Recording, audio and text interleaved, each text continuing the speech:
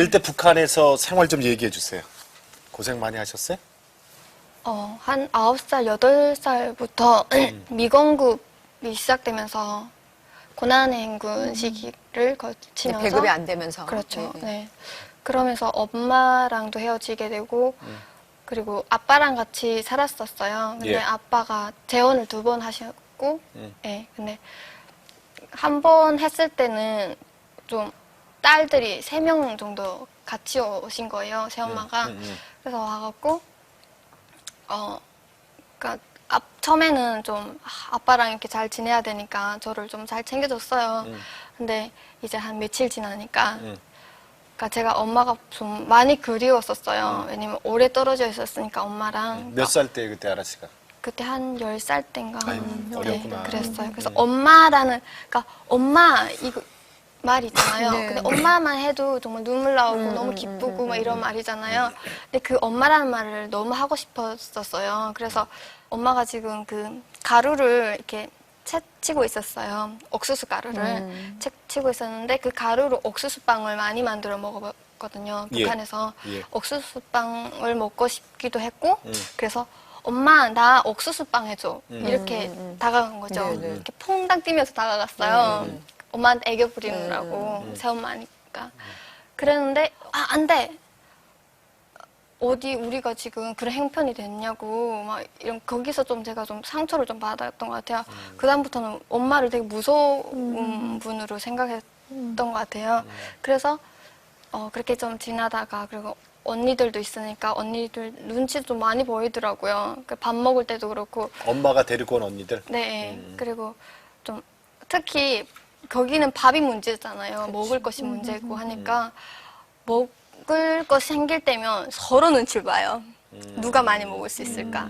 근데 새엄마는 당연히 자기 애들을 챙기려고 하고 그래서 그 상황에서 좀 먹을 것도 정말 없었어요. 없었고 그래서 정말 누웠는데 누워서 일어날 힘이 없었던 것 같아요. 네, 그 정도로 좀 힘들고 했는데 좀 그냥 조금만 한 숟갈이라도 뭔가 먹으면 바로 일어날 수 있을 것 같은데 근데 그게 안 됐어요. 챙겨주는 사람이 없으니까. 네, 그러니까 근데 아빠가 그치. 계속 그렇게 하다가 눈치챈 거죠.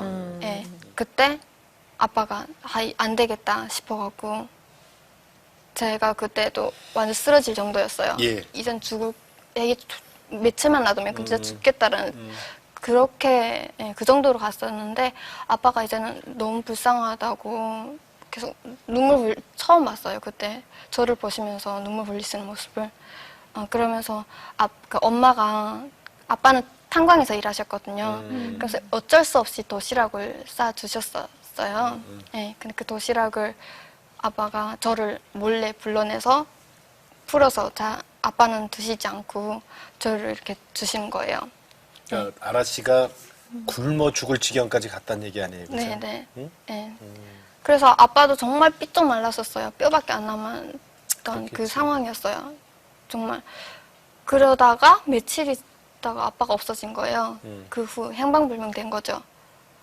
행방불명 됐으니까 너 이제는 아빠 없으니까 나가라 이렇게 된 거예요. 아빠도 없는데 너가 여기 있어서 뭐하냐. 우리랑 전혀 피가 섞인 것도 아니고 그래서 또 쫓겨났어요. 그 집에서 또 쫓겨났죠. 몇 살 때? 그때 얼마 안 돼, 1년도 안 살았어요. 한 11살 땐가. 그러다가 입양됐어요, 제가. 그 아빠랑 좀 친한 사람이 있었는데 입양? 네, 너무 좀 갈 곳이 없고 하니까 누가 데려다 키운다고? 네, 그러니까 그러면 아빠 동안만 우리 집에 있어라 해서 그 집에 갔죠. 가서 그 누나 집인데 그 집 누나 집인데 TV가 있는 거예요. 그 TV 보러 가서 앉았는데 왠지 그 누나한테 되게 잘 보여야 되겠다는 생각이 드는 거예요. 왜냐면 내가 여기 오래 있어야 되는 느낌이 너무 많이 들어가고 그래서 누나한테 아유, 어린애가 그냥 그런 그 것만. TV를 보지 않고 TV 정말 재밌는 거 하고 막 사람들 막 TV에 눈 팔려 있을 때 저는 방 청소하고 설거지하고 눈칫밥? 네, 그러니까 눈치가 빨라야 된다고 하거든요. 북한에서는 그래야 눈치 빨라야 뭐 먹을 것도 생긴다 이러니까 그래서 막 그러니까 그 누나가 딱 보기에 얘가 눈치도 정말 빠르고 일도 진짜 잘하는구나 이렇게 해서 그 집을 또 입양됐어요. 네, 그래서 거기서 살다가 그러니까 거기서 사는 게 정말 내가 이뻐서가 아니고 그냥 기거할 그쵸. 것과 먹을 거. 예, 예. 그리고 일도 잘하고 하니까 얘가 좀 되게 저보다 더 2배 정도 큰 염소가 있었어요. 제가 질질 끌려다녔는데 그 염소를 돌보면서 풀을 주고 그리고 그 염소젖을 받아갖고 이렇게 먹는 그런 거였는데 그러니까 한 번은 거기서 염소가 없어졌어요. 잃어버린 거죠. 근데 얘가 재수없는 애다. 얘 때문에 없어졌다 이렇게 된 거죠. 그러다가 어떻게? 그렇게 살다가 엄마한테서 연락 왔어요. 아, 친엄마한테서? 네, 처음으로 엄마가 연락이 왔는데 이게 그러니까 그 연락 온 그 중간 브로커가 있잖아요. 그 사람이 그 동네에서 정말 유명하게 사람들 막 팔아먹고 막 이런 사람이었어요. 그래서 소문 정말 안 좋았거든요. 그런 사람을 보내왔는데 그러니까 처음에는 엄마라는 그런 소리에 엄마 소식이라는 소리에 너무 기뻐갖고 무작정 막 따라 나섰죠. 뭐 다 내치고 그러니까 엄마는 어디 계시는 거예요? 중국에 계셨죠. 중국에? 네. 별난 생각 다 드는 거예요. 이 사람이 날 팔아먹고 피 뽑고 막 이런 소리 많이 들었으니까 피 뽑고 막 팔아넘겨 시집 보내고 막 이러지 않을까라는 생각이 드는 거예요. 12살 때? 네, 너무 무서워하고 그 다음에는 뭐 뒤로 냈다 뗐어요. 그래서 그 새엄마 집에 딱 들어가고 문 잠그고 그 사람이 혹시 들어올지도 모르니까 안으로 문 잠그고 그 엄마 결혼식 사진을 항상 이렇게 가지고 다녔었거든요. 그래도 엄마니까. 예, 그래서 그 결혼식 사진 보면서 너무 눈물 나는 거예요. 나를 왜 이 정도로 만들어놨냐, 이렇게 팽겨쳤냐, 나를. 그게 너무 서러워갖고 그 사진을 막 손으로 찢으면서 막 정말 별 욕 다 하면서 나를 버리고 갔으면 이제 찾지 말라고 막 이러면서 그 찢었어요. 막 이렇게 찢고 그랬는데 그리고 또 이렇게 그냥 지내다가 그러다가 두 번째 브로커가 왔는 거예요. 그 브로커는 그래도 엄마랑 좀 친분이 있는 사람이고 좀 믿을 만한 사람이었어요. 그래서 엄마는 어떻게 지낼까? 엄마 지금 살아있을까? 막 이게 너무 궁금하고 나도 엄마한테 가고 싶다라는 생각이 너무 막 이렇게 막 솟아오르는 거예요. 예. 그래서 그때 탈북하기로 결심하고 그 사람 따라서 나선 거죠. 그리고 그때는 그러니까 많은 사람들이 보면 두만강 건널 때 어떠냐 묻잖아요. 무섭지 않냐? 저는 무섭지 않았어요. 왜냐면 그게 이미 죽을 고비를 다 넘겼고 그리고 이제는 죽을 각오를 하고 넘는 거예요. 이렇게 사나? 그냥 이렇게 사나? 그럼 희망이 어린 없는데 나이에. 그럴 바에는 그냥 뭐 이렇게 넘어가다 잘못해도 그냥 한순간에 이렇게 하는 게 낫지. 뭐 지그지그 이것도 아니고 저것도 아니고 사는 목숨이 아니에요. 그럴 바에는 그냥 이렇게 가다가 뭐 이렇게 되는 게 낫겠다라는 생각이 들은 거예요. 그래서 그냥 정말 겁이 없었어요.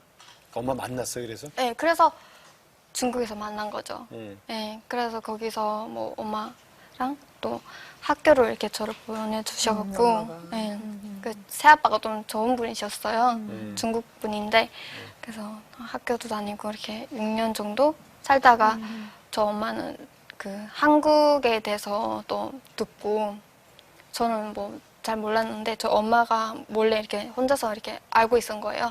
그러다가 엄마가 한국 가니까 갔다가 안전한 길이면 너도 같이 초청해서 갈게 이렇게 하시고 갔어요. 근데 1년이 지났는데 통화가 안 돼요. 연락이 전혀 안 와요.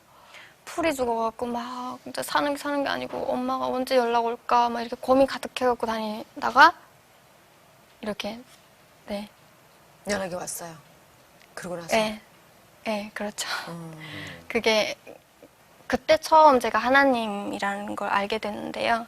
하나님이란 분을 알게 됐고 그 경로가 제가 그 편의점에 갔었어요. 갔는데 중국 조선족 할머니셨거든요. 예. 네, 그 조선족 할머니가 기독교인이었던 거예요. 네, 신앙이 있으신 분이었어요. 저는 하나님에 대해서 전혀 모르고 믿음 생활 뭐 이거 전혀 모르고 있었던 찰나에 예. 그분이 저를 보고 알아야 하면서 너 하나님 믿어봐라. 하나님이라는 분을 믿어봐라 하는 거예요. 그래서 네, 야, 이 사람이 또 뭐 이상한 사람 아닌가 또 이렇게 생각했죠. 저는. 그러니까 왜요? 하니까 너 한국이 너 엄마 지금 한국 갔지 않냐? 한국은 잘 살아서 너 엄마도 거기 간 거 아니냐? 한국이 왜 잘 사는지 아냐고. 왜 그렇게 선진 국가로 발전해서 잘 사는지 아냐고 하는 거예요. 그래서 왜냐고 하니까 한국에는 하나님 믿는 사람들이 정말 많다는 거예요. 그리고 공항에서 딱 내려도 십자가가 그렇게 많은 곳이 한국이라고.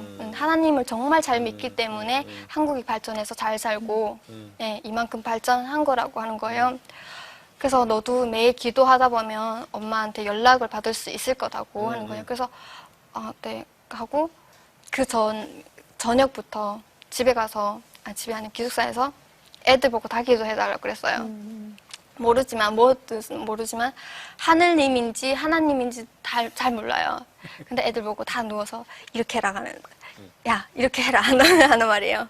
창문에 향해서 이렇게 해요. 이렇게 하고 막 하나님 기도할 땐 하나님 한 거죠. 엄마한테서 연락이 빨리 오게 해주세요. 전 아무도 없다고 엄마만 기다리고 있다고 그랬죠. 엄마를 저한테 보내주세요. 그 기도만은 그러니까 내내 쉬지 않고 바로 계속 이렇게 한 거죠. 기도를 한 거죠. 근데 어느 날 정말 기도하고 딱 누워서 자려고 했는데 전화가 온 거예요. 전화가 엄마 전화라는 거예요. 그 사감 선생님이니까. 예. 그래서 진짜 하나님이 내 기도 들어주셨구나 예. 싶어갖고 아멘. 엄청 신난 거죠. 그래서 엄마 전화 받았는데 엄마도 근데 하나님 대해서 얘기하시는 거예요. 오. 네. 저 엄마가 제3국에 걸칠 때 교회에 머무셨더라고요. 거기 도움을 네. 받으셨구나. 네, 네. 그러니까 기독교 하나님을 믿게 된 것 같아요. 그래서 저보고 이제 너도 곧 떠나라. 근데 그러니까 길이 되게 위험하다고 위험하니까 기도를 해라는 거예요. 처음에는 기도하는 방법을 알려주시더라고요. 처음에는 하나님 하면서 이 위험한 상황을 잘 넘기게 해달라고 기도하고 그리고 예수님의 이름으로 기도드렸습니다. 아멘 해라고 하는 거예요. 누가 그게? 저 엄마가요. 엄마가? 네, 네. 그래서 그럼 알았다. 그 전에 기숙사에서 기도할 때는 예수님 이름으로 기도합니다. 모르고 아멘도 몰랐어요? 네, 그거 모르고 그냥 TV에서 본 거는 있어갖고 이거 뭐죠 이거? 십자가 상황. 네, 네, 천주교 사는 거 이거를 계속 한 거죠.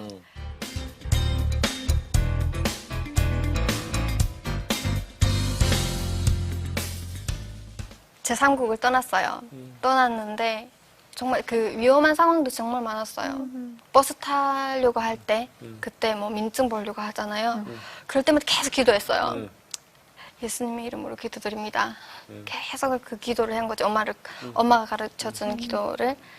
그렇게 위험한 상황에서 계속 기도를 했죠. 그러니까 그 상황이 진짜 다 바뀌어요? 풀리더라고요. 네. 민증 검사하던 사람들이 갑자기 저를 지나친다던가 네, 이런 상황들. 그리고 또 그 제3국에서 그 교회였는데 그 안에 한국으로 가는 사람들이 다 머물고 있었던 거예요. 대기소. 네, 네, 대기소 같은 데인데 주변 사람들이 알면 거기 북한 사람들이 있다는 거 알면 바로 신고할까봐 거기를 아예 문을 봉쇄해 버렸더라고요.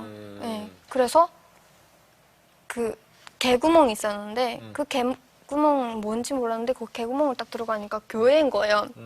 교회인데 그 감사패 같은 데 있잖아요. 거기 하나님이라고 막 써 있었고 십자가가 걸려 있었고 그리고 또 까맣게 그림을 그렸는데 거기 하나님이 어린 양들을 이렇게 하고 있는 그런 장면, 네, 그런 그림들도 막 있었고 그런 거 보면서 교회라는 왠지 걸 처음 가본 거네, 그죠? 네, 처음 있었죠. 네, 네. 가봤죠. 근데 제가 목걸이를 십자가를 하고 있었던 거예요. 들어와서 목사님이 너 그 십자가를 왜 하고 있냐 이렇게 해서 제가 알았어요. 네. 제가 근데 그냥 목걸이를 샀는데 십자가 되게 큰 거 있잖아요. 이걸 사서 그걸 이렇게 하고 온 거예요. 그래서 저는 하나님 이 뜻이 아니고 정말 무의식적으로 그냥 어떻게 예뻐 샀는데 보였겠죠. 네, 네. 십자가였던 거예요. 그래서 너 왜 그걸 하고 있냐? 너 하나님 있냐니까 저 아직 잘 모르겠지만 믿으려고 한다 그랬죠. 그 순간부터 나랑 하나님이 연분이 있구나. 이렇게. 연분 있죠. 네. 왜냐면 계속 떠날 때부터 계속 하나님 얘기를 계속 따라다니셨으니까. 들었으니까. 예. 해서 아침마다 일어나서 새벽 기도하고 점심에 밥 먹고 성경 공부하고 저녁 잘 때 또 7시 기도하고 매일매일 기도를 했어요. 그때 은혜로 다가왔던 찬양이 하나 있네요. 첫날에 딱 들었던 찬양이었는데요. 예. 멀고 험한 이 세상길 이 찬양 있잖아요. 돌아온 탕자라고. 이 찬양을 들으면서 왠지 정말 이렇게 고생이랑 고생 다 하다가 갑자기 하나님 앞에 딱 이렇게 엎드려 힘없이 확 주저앉는 그 생각이 딱 떠올면서 눈물이 너무 많이 나고 북한에서부터 막 시작해서 그 고생한 그 기억들이 갑자기 막 몰아치면서 그리고 지금 그 하나님의 글자와 하나님 말씀으로 지금 이 무장한 그 안이 왠지 하나님 품과 같은 그런 곳인 거예요. 그래서 거기서 그냥 정말 하나님 앞에 그냥 이렇게 탁 힘없이 이렇게 주저앉는 돌아온 탕자인 거죠, 정말. 그때가 이제 10대 후반이에요. 18살이었어요. 그러니까. 이게 무슨 5, 60대 하는 고백이 아니라 그 어린 나이에 너무 힘든 일을 겪으면서 근데 정말 감사한 것은 그때마다 엄마를 통해서 그죠? 잘 몰랐지만 엄마를 네. 통해서 또 다른 사람을 또 그 하나님에게 전하시던 그분을 통해서 이렇게 교회 통해서 계속 하나님께서 나를 정말 따라다니셨구나를 느낄 수 있게 해주셨던 그 은혜를 체험한 거잖아요. 네, 맞아요. 그러면서 무너진 거지 뭐. 그치? 갑자기 여기 막 이렇게 엄청 쌓였던 짐들 있잖아요. 내가 혼자서 막 이렇게 들고 있었던 짐들 갑자기 펑 하고 내려놓는 그런 느낌이었어요. 그 순간에는. 그러면 이제 제 3곡을 통해서